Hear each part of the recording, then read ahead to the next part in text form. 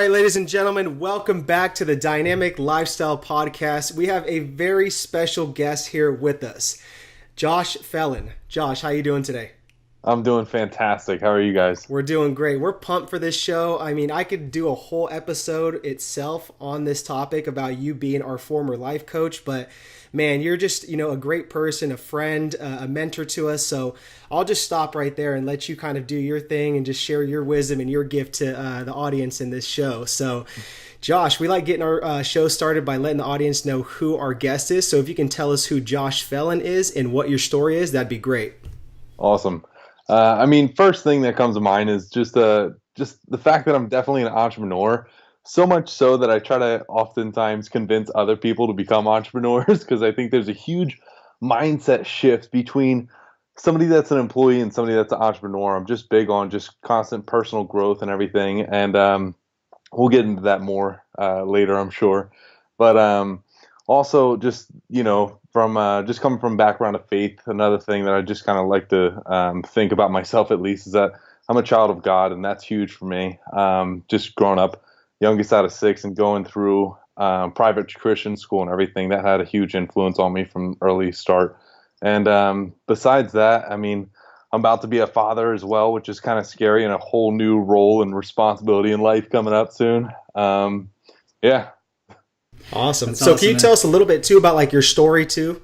Yeah. So story, I'm originally from New Jersey, and I started off working at a gym because I realized like you could actually get paid to be in a gym all day. And I was like, wait, what? Like this isn't a scam or anything? This is real. And so I started working for 2 different gyms and moved out to California because one time when I was like 15 or 16, I visited with my parents. And I'm like, why don't we live out here? It's 73 degrees in January. We're getting dumped on in snow back in New Jersey, like what the heck? And so anyway, so that was kind of the back of my mind, and I eventually did move out here about 8 years ago now, and I worked for a gym when I was here, and then after that, I was like, all right, I think I know enough to be able to start my own company, and since then, I've been an entrepreneur and started a couple since, and yeah, it's awesome. It's a thrill. Highs and lows for sure. Absolutely. So you're definitely a Cali boy now. Yeah. All right, man. So I know that Eric mentioned that you were our former life coach for a full year. And again, like we thank you so much for everything you did for us for that full year. But I want to just really give the audience some context of what life coaching is, because a lot of people don't know what it is, or they have this kind of misconception, or you just hear all these different type of hearsays, when it comes to life coaching. So I want you to tell the audience, what is life coaching in your opinion, since you are a life coach? Well, one thing that first thing I'd like to go into what it's not. I don't get into the whole like spirit animals or anything like that because I've come across some, I guess like woo-woo stuff, if you will. For me, I just kind of look at it. Life coaching is this. It's a chance to be mentored or just be a chance to be led by somebody who has either like been there, done that, or is on the similar path as you, and has accomplished something that you want to accomplish. Like the litmus test for me is do I want to change places with somebody that's sharing something about their life with me? So example, the first thing that always comes to mind is I was actually being mentored by 2 different business mentors, and their business advice was amazing, and that was really helpful at the time. But I was also taking their relationship advice, and then about a year afterwards, go to find out they both end up getting divorced. When I looked back on my life, I was like, my relationships were really rocky and turbulent during those times when I was taking that advice. So one thing to always ask yourself, if you're getting a life coach or have a mentor or anything going on, is, do I want to change roles with this person in the area that they're trying to affect me in my life? I think that's huge. But to have a life coach is just simply like, hey, you know what? I want somebody to walk life out with. I want somebody that's going to be able to help me. And a huge part of that is also being vulnerable enough to make it work, to make it happen. Because if you're not going to share everything that you need to, like, okay, if I need help with business and I'm not sharing what's going on with my books or with my marketing or clients or whatever, then you can't really help me as much as you potentially could if I was open and vulnerable about those things. So I think that's a huge part of it. yeah, for life coaching. Yeah, I'm really glad that you kind of hit on that point where you have to, number one, be vulnerable, because that's the biggest thing is you have to be like an open book. You know what I mean? You Yeah. have to sit there and surrender, right? Yeah. And that's something. And another thing that you really hit on was, imagining yourself. Do you want to switch roles with that person? I think that's great, because I think that's something that really kind of attracted us to you with Eric and I was like, this is Josh. He's a man of faith. His spiritual side is very, on point, and it's something that we want to kind of enhance as well too. So I'm really glad you kind of touched on that point. Yeah. And I think to add to that too, another one of our mentors said that you could want to emulate somebody's life so much, and they could have like the most perfect, resume with like, skills, accomplishments, but at the end of the day, they might not have that perfect life, and you might not want to emulate that lifestyle that they have. Yeah. So I thought that's a good point too. Yeah.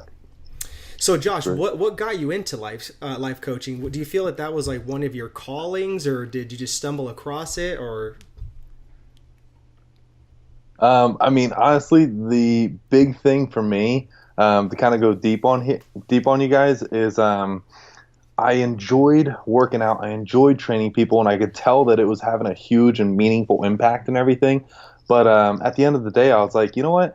I feel like I can do more. I feel like I'm not using my full potential. And I just kind of I wrote about it. I journaled for this for a while. I asked some mentors. I asked some people that are close to me that knew me really well and that had really significant roles in my life, and, prayed about it and everything.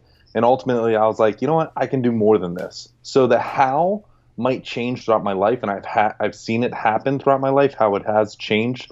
But the why has not.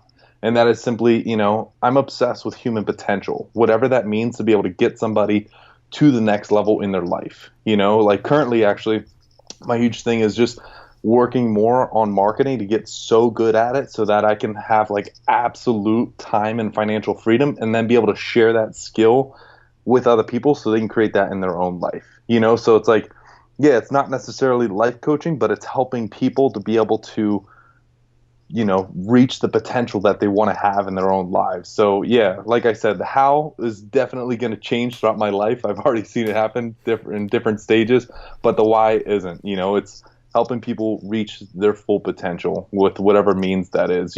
Whether it's through blogs, social media, writing a book, podcasts with you guys, whatever that may look like. I love that. And I love how you just said that you're just obsessed with human potential. And it's like, it's mind-boggling, like how many of us are blessed with talents, but we sell ourselves short. We always play to not lose. And it really just kind of like paralyzes us as people and what we can do in the world. So I think that's awesome, though, that's something that you are just really obsessed with. Yeah. It's frustrating for me, man. When I see people they complain about certain things in their life, I'm like, okay, if that's how you feel, change it, Like, it doesn't have to be this way. Exactly. Like, people think you go to life's buffet, if you will, and you have to order off the menu. I'm like, do you not get it? Like, you can get whatever the heck you want, period. That's the huge thing, is you don't have to work a 9 to 5. You don't have to go to college and do this and that, or go by the books or whatever it might be. It's like, if you're passionate about X, go follow that, pursue that, put everything you got into it, and you will see a return with that. As crazy as that might sound. Yeah. As you can tell, I get a little fired up about this. My dad just kind of drilled into me when I was a kid. He's like, do what you love and you'll never work a day in your life. And I definitely believe that's true. I'm blessed enough to be able to pursue what it is I want to pursue, whatever season of life it may be, and try new things and do new projects and work on fun things. So, I cannot stress that enough. So, if you're unhappy with your life, make the changes to make it better. Yeah, I love it. And I mean, I feel like it's deja vu, just kind of when you put us in the hot seat and we're drilling us, through some of our sessions. So it's awesome. So I think a good question to kind of segue into this is, we obviously live in a pretty crazy society today, right? With all the social media going on, all the technology, just very fast paced. Why do you think it's so important for someone to invest in a life coach in today's society? I think one of the biggest things is just when you put your money where your mouth is, you're going to put more time and effort and energy into that. So when, just by you simply saying invest into a life coach, not just get a life coach, there's a huge difference with that. Because if I'm asking my older brother, or I'm asking a friend or family friend yeah, I might value it. I might take action on what it is that they're recommending. But when I invest, you like, I am certainly going to show up to every meeting. I am definitely going to make whatever phone call. I'm going to make that a priority. I'm going to, push back workouts even, which if you know me, that's kind of a big deal. But yeah, when you invest into something, that becomes a huge priority. And the Bible even says, wherever your heart is, there your treasure will be also. Or sorry, I reversed it. Where your treasure is, there your heart will be also. I think it's big that whatever you have on your calendar regularly, whatever you spend money on regularly, that's what's going to be important to you. So when you're making a significant investment into a life coach, a mentor, a book, a program, whatever it is that you want to see advancement or growth in your life, that's going to become a bigger priority, and you will see changes in that. It's like you can try to invest into these get rich quick schemes or something that's going on, but in reality, if you're not putting the work into it, chances are, if it's too good to be true, unfortunately, a lot of times it is. But yeah, investing and putting the time into it is huge, and will most likely, as I've been taught throughout life, it does pay off. Absolutely. Yeah. So I'm really glad you hit on that, especially kind of what you talked about when I said the word invest instead of like purchase or like a price or something like that, because just wordsmithing different things like that to kind of rewire your brain and make it think of like, an investment instead of kind of like just sitting there like putting a price tag on it or something like that. Yeah. It's just huge. So I'm glad you touched on that. Yeah, absolutely. All right, big guy. So let's shift gears here and walk us through a day of your life. We're talking from morning routine to wind down routine. All right. So morning, I usually get up at 5 a.m. I actually was horrible with the morning a couple of years ago, and then I just consistently always either had classes or clients coming from the fitness industry early in the morning. So I used to actually wake up at 4 a.m. all the time. But anyway, I love 5 a.m. wake up. It feels right for me. So I get up at 5. I make breakfast, do coffee, just prayer and devotion time, writing. I keep a journal. I have several now. Do that. And then if it's a perfect morning, I also get in meditation, visualizations, and affirmations as well. And then I hit the gym, and a lot of times I'm listening to either a podcast or a audio book on Audible. Go to the gym, do a workout for maybe about an hour, come back, have breakfast. And then my wife and we go to the beach. We go for a little 2-mile walk. We have our little thing on the boardwalk, so we know how many blocks it is to go. Do that while drinking coffee and just kind of, having our alone time together as a couple. And come back, and then she goes off, and she's either teaching a class or taking a class. And then that's when I start getting to work. And if I really need it, I might make another cup of coffee, and then that's when I just start working. And it depends on what it is I'm going through or working towards at the time. It might be learning something new. It might be grabbing coffee and networking with people. It might be a huge project, and so I just kind of hammer down on it for a few hours. And then if I get sidetracked, I only eat one meal before dinner. If I'm getting frustrated, or if I'm starting to get bored, or if I just see my energy dip, then I typically eat like 2 meals. But pretty much keep on working until evening time. And then depending on the evening, I might be leading a small group at church, or it might be date night, or I might be with friends and family, or it might just be my wife and I at home. And evening time, though, after that is pretty relaxed. And sometimes it's just dinner and a drink, hanging out. And then like late evening, winding down. The huge thing that helps me actually get ready for bed is listening to classical music, like piano especially. I love that. And I'll like stretch and foam roll. Me and my wife, we ask these same 3 questions every night before we go to bed, just to kind of help recap on the day, and also just a little bit more connection at night. And those 3 questions are, what was your favorite part about the day? What did you learn from today? Because that's a huge thing with both of us, is just making sure that we don't miss a day to learn, whether it's from our own trials and failures, or it's just from a cool podcast or book that we're going through. And then finally, the 3rd question is, what are the 3 things that you're thankful for? And that's another thing my wife and I are big on, is just ending our day in gratitude and just being like, you know what, whatever hell might have broke loose, we still got to do X, or we can still appreciate this in our life. And after that, it's bedtime, man. And try to get 7-ish hours. Sometimes it's only 3 or 4, but make do with what you can. And so that's a kind of normal life, normal day, I guess. No, I love it. I love it. Thanks for all the details too. And I think those three questions at the end, the exercise is really powerful. I'm gonna have you repeat that in just a second, but I want to touch up on what you said about visualization. I think that's very powerful to start your day. So, can you give me an example of kind of what you do when it comes to visualization? Yeah, absolutely. So there's pretty much only I know there's numerous ways to do it, but there's really two that I focus on, and one is super short term and one's really long term. So short term is if I have something big going on that day, I visualize how that meeting's going to go, or how that project is going to unfold, or how my day's going to go with that specific person or that difficult conversation that I might be having. And I just kind of not trying to predict what that other person might say or how it's going to end up, but in a perfect world, how I would like it to happen, or I would like it to unfold. And it's really cool to just kind of see the power that has about it, because then you're starting to set your subconscious to be able to look for that and to try to make those things happen in your real life, which is really cool. I definitely believe in the power of visualization. It's really freaking cool. But yeah, one is short term, just kind of visualize how I want things to unfold for the day. Other one's long term, and that's big picture for me. So I'm thinking not okay, the next place that we go to live in. I'm no, I'm visualizing my dream house. I'm visualizing my Nissan GTR. I'm visualizing these two awesome dogs that I want to have, because right now we're still in an apartment and you can't have those. And I'm I don't want to have one until we have a nice yard and everything.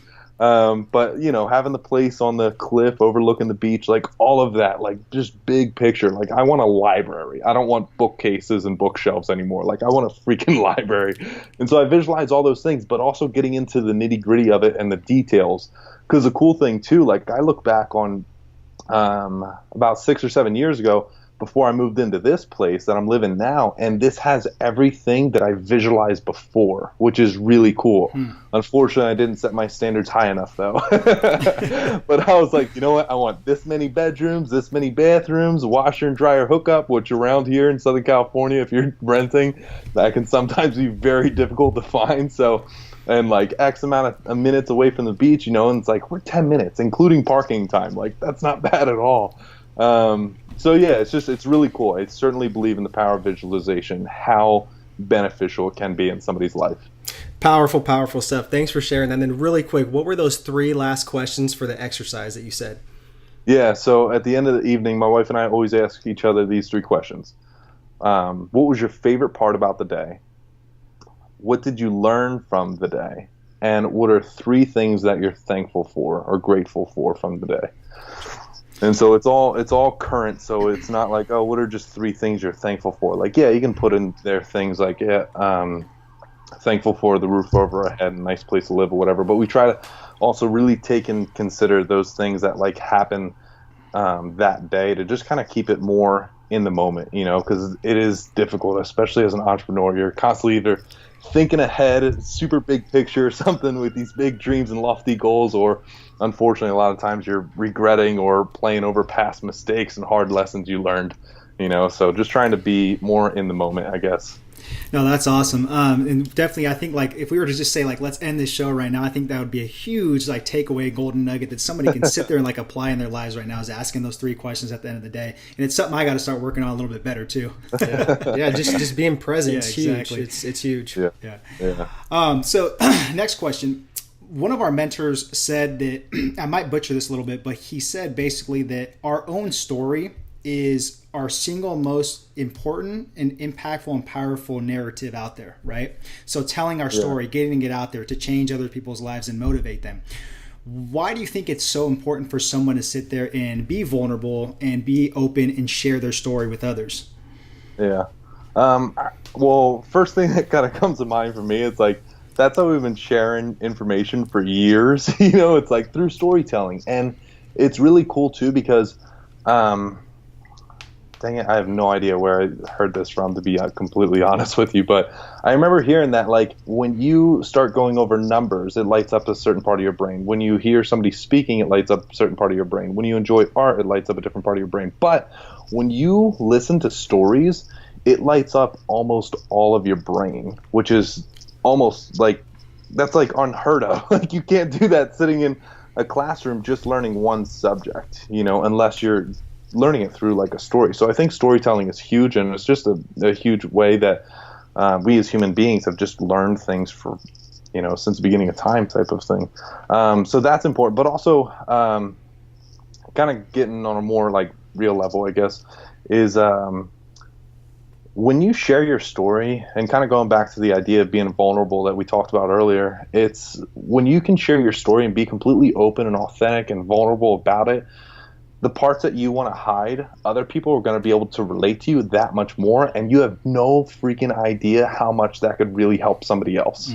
You go through one of the hardest or most embarrassing parts or most difficult times in your life, and although like your voice shakes when you share it, like you have a calling to share those stories to help other people, because it could hurt you so much just to repeat it and have to live it over in your head, but that can help somebody more than you'll ever know. So the idea behind story sharing or storytelling is incredibly vital. Love it. Love that. Josh, what are some weaknesses that you have right now, but you've turned them into some sort of strengths? My arms. I no comment on that. You're a humongous guy, so we're talking 20+ inch biceps. I wish the audience could sit there and see you in person, man. When you stand up against us, you're like, damn. Well, that was one thing. I know it's kind of a silly answer, but I remember, like I said, I'm the youngest out of 6. I got 3 older brothers, and it was funny. Like when I was probably around like 10 years of age,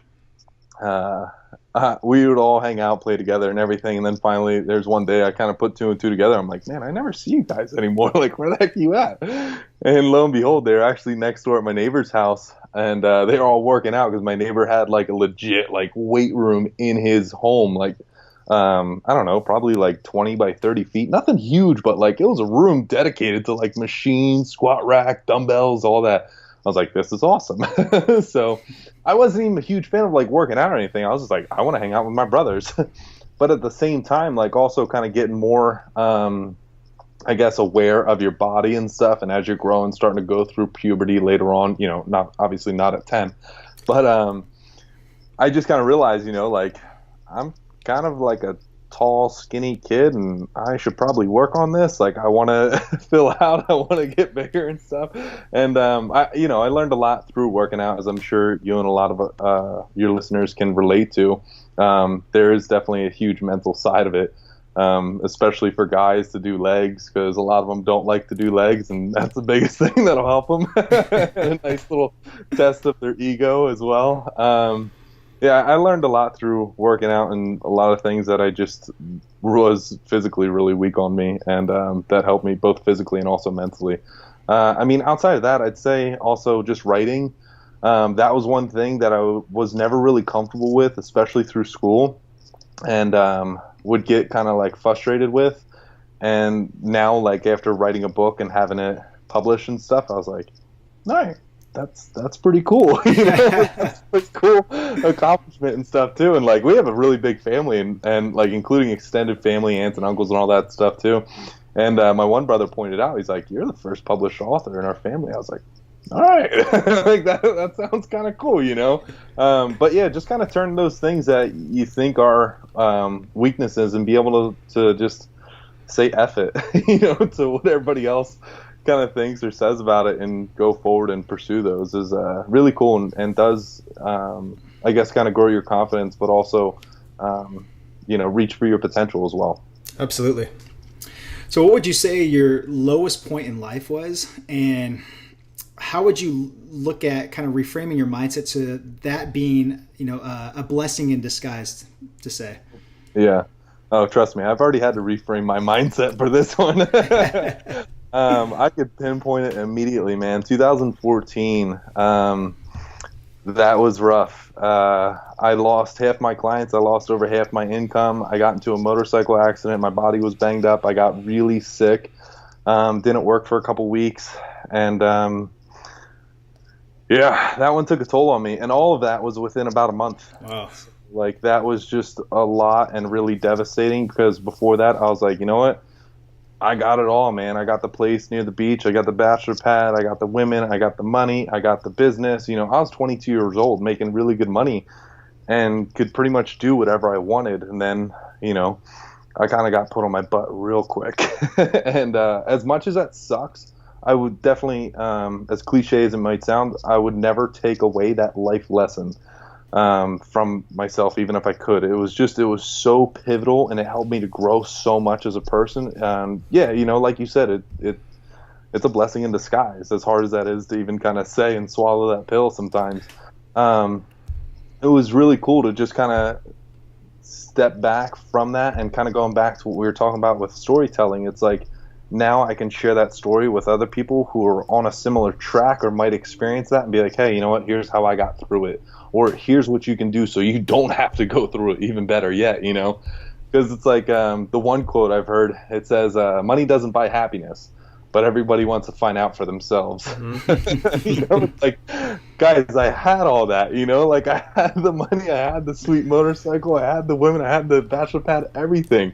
And it was like, yeah, there's more to life than this, you know? And once having it all taken away, it was a turning point in my life for sure. So I grew a lot from that, and was able to kind of take those lessons, and also, you know, that some of that's actually in my book as well, to clearly help people from making those same mistakes I did. Yeah, that's amazing. I just want to ask really quick, do you feel like, because I'm a little more interested in that, do you feel like that, like, you were just taking life like for granted at that time, that you were just kind of like holding yourself on that pedestal where you were just like in the driver's seat and you could do nothing wrong, and like... Yeah, I guess sort of. I never really thought about it that way, but I would say I was definitely living life on my own terms, you know, and I was being very selfish about it. As much as I was like helping other people with my business and everything, if I didn't believe that you could be a potential client, I didn't give you the time of day, you know? So I was very selfish in that respect, as opposed to like now I'm like, let me help you, period.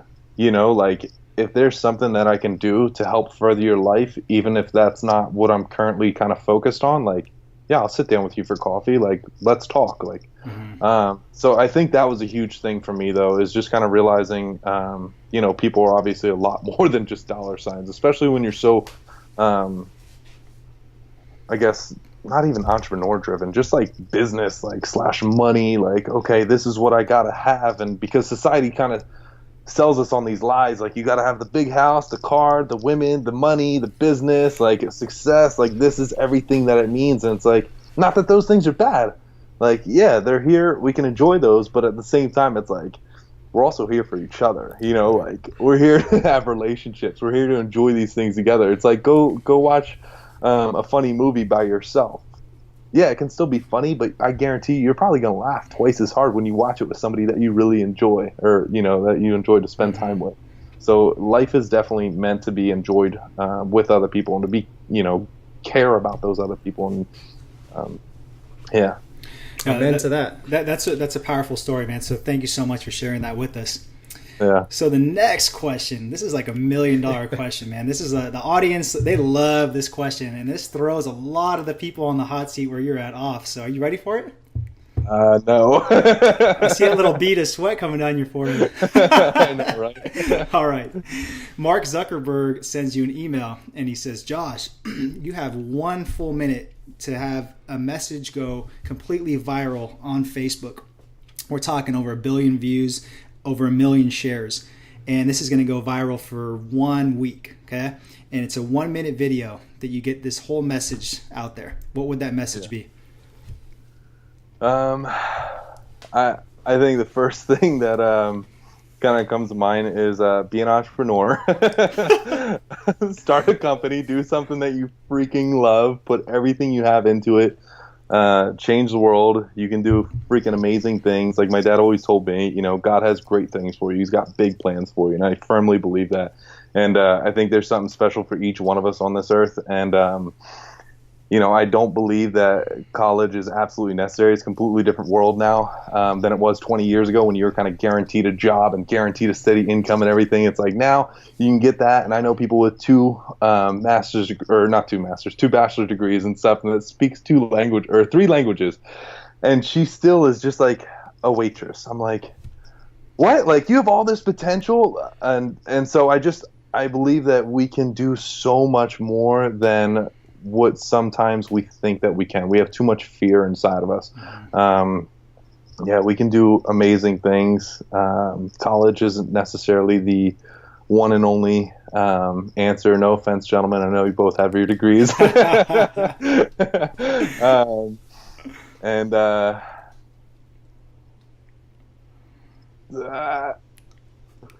love everybody.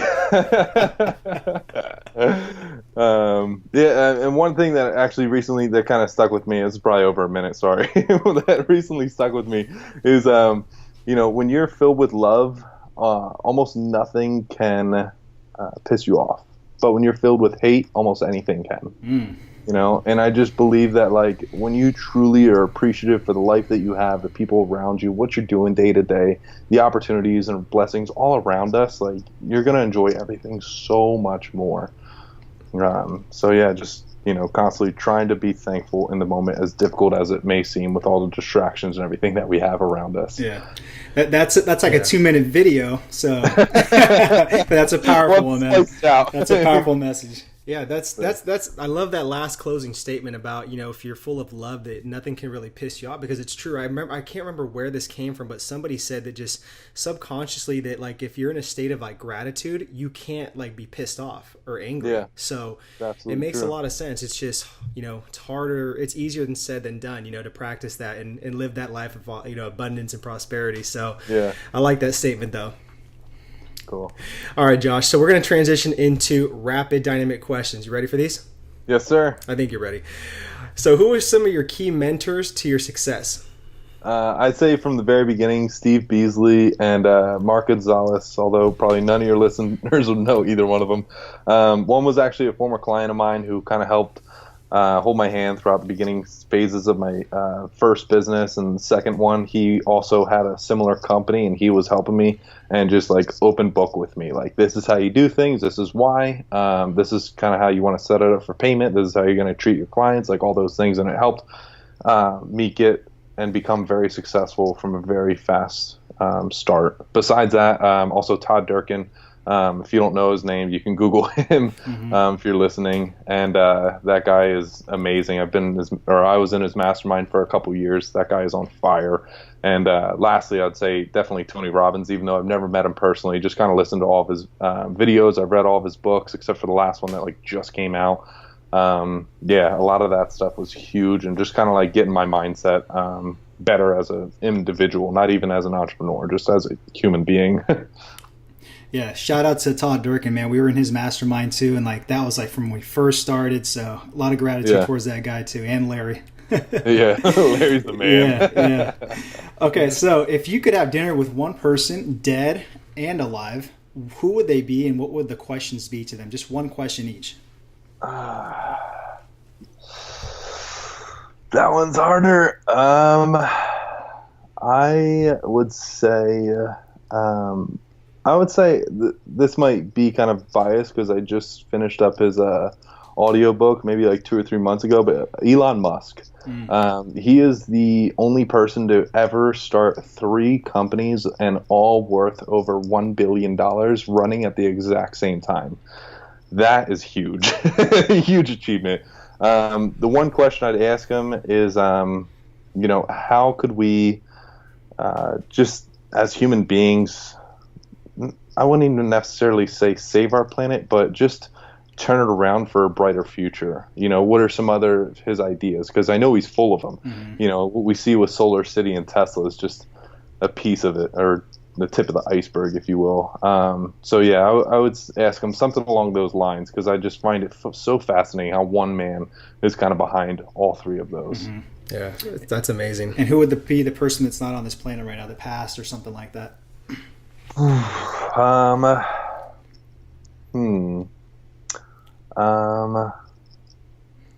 Perhaps this may sound a little cliche, but Gandhi, maybe, just in regards to how he was able to do so much and be so peaceful at the same time, and A question I'd have for him would be along the lines of patience. Like how could you be so patient through everything that you went through, and everything that you experienced, and to be able to still make such a ripple in the world. I find that really fascinating and cool. Love it. Good question. What is 2 of your non-negotiables each day? 2 of them. One is definitely working out. That one's huge for me. There are some days they're very slim, but something else does take priority, and I just simply that's not high enough on the list. I don't want to make the excuse that I don't have the time, because that's BS. We all have 24 hours in a day. It's just like, well, providing for my family or meeting this person, once in a lifetime opportunity, or that's my responsibility. But besides working out, I think just taking time for gratitudes, that's something that I struggled with years and years ago, but now it's become so habitual where like a day without gratitude I don't know, I notice a huge difference when I practice it regularly. So that's a big thing for me. Just constantly trying to be grateful and thankful for things in the moment and throughout the day. Mm-hmm. Okay, so you have your whole calendar cleared off for the day, and the gods are telling you, Josh, you have to have fun this day. I don't want you to work or do anything like that. So what do you like to do for fun, man? I'll definitely say woodworking, man. Woodworking, I love it. I've built numerous things around the house and a couple things for some other people, including even like steps for one of my friend's dogs, so that the dog can easily go up to her bed. But I built magazine racks, I built cabinets, tables, wine racks, little signs and stuff. But woodworking, it's something that like I don't know how to really explain it to somebody that doesn't do it. The best way I can try to convey it is the fact that like I love to learn, I love to work out, I love that feeling of accomplishment when doing work, or even when I finish my book. But woodworking lights up like a whole new area of my soul, if you will. It's like there's nothing else that makes me feel that way except when I woodwork. So that's something that I really enjoy. It's a fun hobby for myself. Right. Cool. I'm gonna have to try that out one of these days. Yeah, it's awesome. Yeah, I definitely encourage it. This guy won't last. Hey, just one thing to think about: never listen to a woodshop teacher that has missing fingers. Okay? Gotcha. No, that's a good one. So you and your wife Ambia are expecting your first child, which congratulations on. Congrats, I know you guys are going to be amazing parents. Please tell me what that is going to like. How much of a game changer is that going to be for Josh to be a father? I'll let you know in 1 year, man. Right now, like everything that I've been told so far, because I've constantly been asking dads, including my own, and just like, okay, what can I expect? How's it going to be? How's it change your life? Any piece of advice, words of wisdom, whatever. And a lot of times they're like, you know what, you're going to love that thing more than you have ever loved anything in your entire life. And it's going to be a game changer. And it's interesting, too, because I really see 2 sides of just mentalities as parents, whether it's coming from a mom or a dad. And some of them say, like, oh, it sucks. Like, say goodbye to this and this forever, and this isn't going to happen anymore. And then others are like, dude, being a dad is the greatest thing ever, or being a mom is the greatest thing ever. And it's just really cool to see that. And so my wife and I have already had this talk, and we're like, screw everybody else. Like, we're going to take that positive outlook and be like, this is a blessing. Because, yeah, it's going to have its challenging times, but so does everything else. Working out isn't super easy. Writing a book isn't super easy. Starting a business isn't super easy. Managing people, and the list goes on. So it's like, yeah, there's going to be trials and challenging times, but at the same time, like, I'm really looking forward to it. I've always wanted to be a dad. So, yeah, I think it'll just be a new opportunity to be able to grow as a human being and, to take on this new role of being responsible for another life. That's awesome, man. Awesome.